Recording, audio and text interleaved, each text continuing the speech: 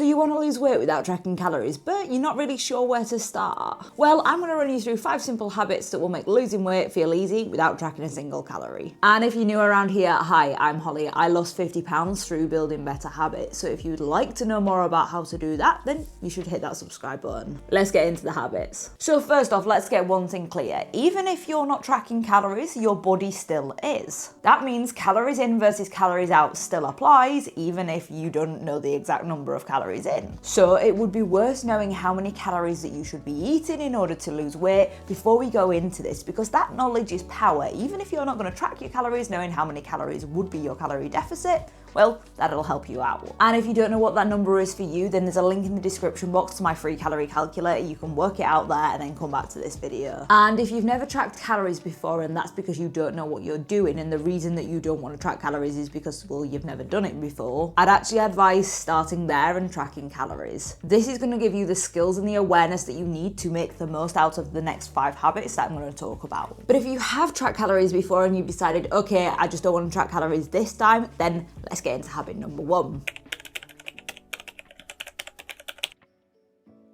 So the first habit is creating a regular eating structure. I like 3 meals and 1 snack. This has 2 main purposes. Number 1, it makes food predictable. Your body knows when food is coming, therefore it knows when to prepare for food and get you hungry. And this is going to make you far less likely to graze and end up accidentally overeating. And number 2, in general, it will increase the quality of the calories that you are eating. The foods that we tend to eat at meal times tend to be better quality than the foods that we eat as a snack. Therefore, if you focus on eating 3 meals and 1 snack throughout the day, you've got 3 opportunities to have the highest quality food possible, because you're more likely to have a source of protein and fiber at those meal times. So if you have 3 meals and 1 snack throughout the day, your chances of having a more nutritious meal have just increased just by proxy of having that structure. It's an easy win. Which brings me on to habit number 2.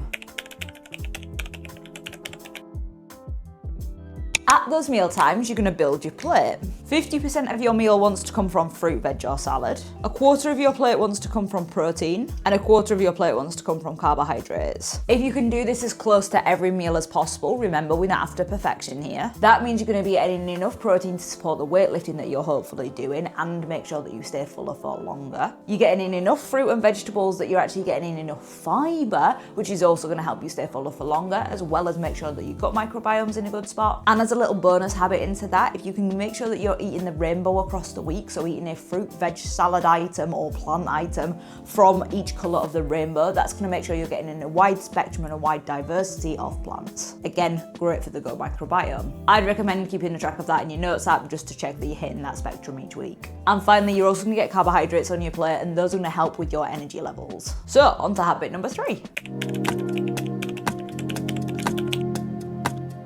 Keeping a food diary or keeping a food log. Now, even if you're not tracking calories, we still want to monitor what you're putting in your body. One study showed that participants who tracked their food intake lost twice as much weight as those who didn't. Plus, keeping a food diary means you can spot trends and patterns like when you're overeating, times that you feel hungriest, days where you struggle to get your protein in, and so on. You can manage what you measure, but if you're not measuring it in the first place, well, it's a lot harder to manage. Now, let's get on to habit number 4.